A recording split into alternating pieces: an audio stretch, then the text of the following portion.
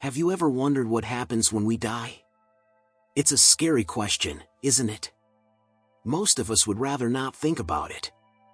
But what if someone actually came back from the other side with a message that could change everything we know about life and death, and even about ourselves? Today, you will hear the story of a woman who died and returned. Her name is Lucy Carter, and she never believed in God or the afterlife. She was just an ordinary woman, working in a warehouse and living a simple life, until one day something happened that couldn't be explained. Friends, stay with us until the end of this video. I promise, what you hear today will surprise you and might even change how you see the world. And don't forget to subscribe to our channel. Your support helps us share stories like this with you. Ready? Let's begin. Hi, my name is Lucy Carter, and maybe my story will make you think. I've always been a simple woman, nothing special about me. I work in a warehouse, lifting boxes, checking paperwork, and following the schedule. It's hard work, but it gives me stability. Maybe you know what I mean?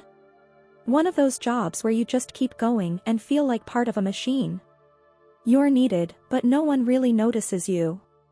I thought my life was clear and simple. Work, home, and sometimes seeing friends. I never thought about anything bigger. The meaning of life? God? No, that wasn't for me. Honestly, I didn't believe. I thought life was just random, a set of things that happen. But everything changed in one night. Please, stay with me until the end, because what I went through is not just a story, it might change your life too.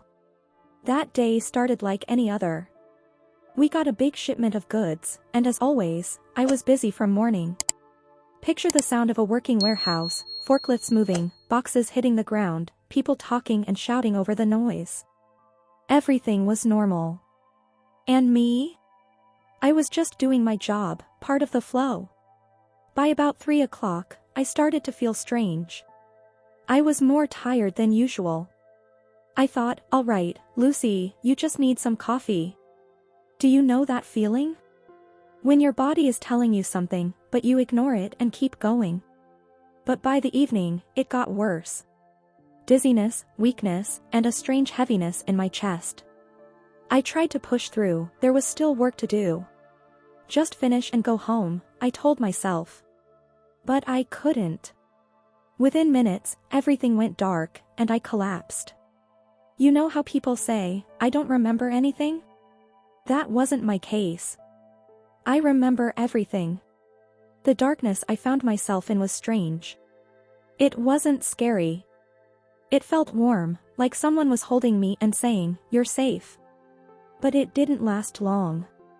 In the distance, I saw a light. This light was so bright, I thought it would hurt my eyes. But it didn't. It was soft, like the morning sun. And this light wasn't just there, it was calling me. I felt it pulling me closer. At first, I resisted. What's happening? Where am I?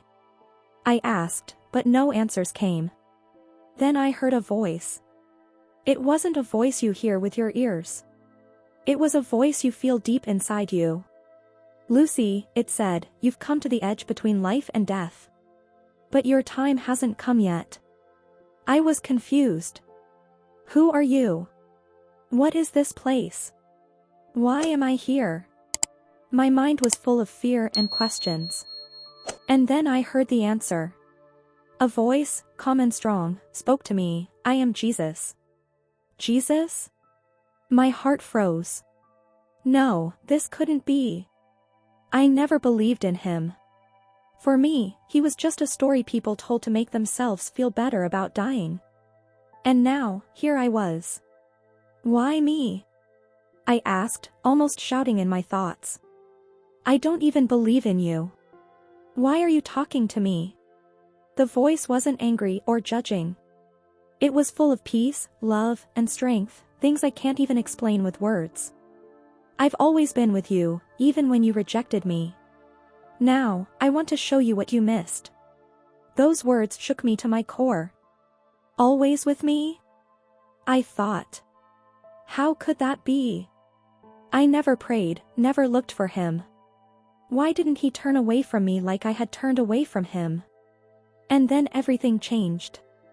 The space around me filled with light, and I saw my life like a movie playing in front of me. But it was more than a movie. These were my memories, so real and clear it felt like I was living them again. At first, I saw the good times. Helping my mom with her things, comforting a friend during a hard time. These moments filled me with warmth and light. I felt like, in those times, I was doing the right thing. But then, the light dimmed. I saw other moments, moments I didn't want to remember. Ignoring a coworker who needed help, snapping at my family and excusing it with my tiredness, saying things that hurt people. And it wasn't just memories. I felt the pain I caused. Their disappointment, sadness, and emptiness because of my actions. It hit me like a knife to the heart. I wanted to close my eyes, to look away, but I couldn't. Why? I cried out. Why are you showing me this? It's too much to bear. The voice answered softly, but the words hit me like thunder, so you can understand. Every action matters. Those words echoed in my soul. Every action. Every word. Everything I did left a mark. I thought my little mistakes or moments of carelessness didn't matter. But now I saw how much they mattered to others. I felt my soul breaking. I didn't want to be this person. But it was the truth, and I couldn't run from it. I understand, I whispered. I don't want to hurt anyone anymore. What should I do? The voice didn't blame me. It didn't point out my failures. Instead, I felt a wave of love and acceptance surround me. Even in my weakness, even in my mistakes, he was there to guide me. After this, the light around me changed. The warm, calming feeling disappeared. Everything became dark and heavy. I felt my heart tighten, as if it knew something terrible was coming. And then I saw it, a world I never wanted to know. In front of me was a vision, so real and terrifying. I saw cities falling into chaos. People were screaming and fighting with each other. Their faces were full of hate and desperation. These weren't enemies. They were friends, families, neighbors, but they acted like wild animals, fighting over scraps of food and water. The earth was torn apart by wars. Wars that didn't just take lives, they destroyed humanity itself. People stopped looking at each other with love or compassion. All I could see was greed, selfishness, and anger. Nature, once so beautiful, was dying. I saw fields turned into deserts, rivers dried up, forests burning with uncontrollable fires. The earth could no longer feed the people living on it. They were dying, not just from hunger and thirst, but from the loss of hope. And in all this chaos, I felt emptiness. The world had forgotten love. People no longer forgave or cared for one another. Everyone thought only of themselves, and it was destroying them. I couldn't look away. My heart felt like it was breaking. Why are you showing me this? I screamed. Jesus, whose presence was still with me, answered, "This is not a judgment. It's a warning." His words were loud and clear, like thunder. You can change your future if you start with yourself. Those words echoed inside me. Start with myself? I thought. How can I, just a simple woman, change anything? But then I realized, it all starts with us. Every action, every word, those are the small steps that shape our world. I looked at the destroyed world and knew, I didn't want this to become our reality. I had to do everything I could to make sure this didn't happen. When the vision faded, I was left with one thought: the future is in our hands. It's all up to us. The light began to fade, and I felt myself being pulled back into my body. It felt like falling. Suddenly, I felt the weight of my body, the pain, and the noise around me. When I opened my eyes, I saw my coworkers. "She's alive," someone shouted. At that moment, I knew this wasn't just about coming back. It was a second chance. From that day, my life changed. I started thinking about my actions and the words I said to others. I stopped seeing my job as just a routine. Now, I see it as an opportunity to smile at a coworker, to help someone in need, to bring light into someone's day. If you're listening to my story, I ask you, think about your life.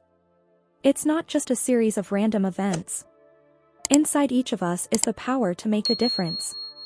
Start with yourself. Forgive, love, and help others. Thank you for listening to my story. I'm sharing this so you'll know, even in the most ordinary life, something extraordinary can happen.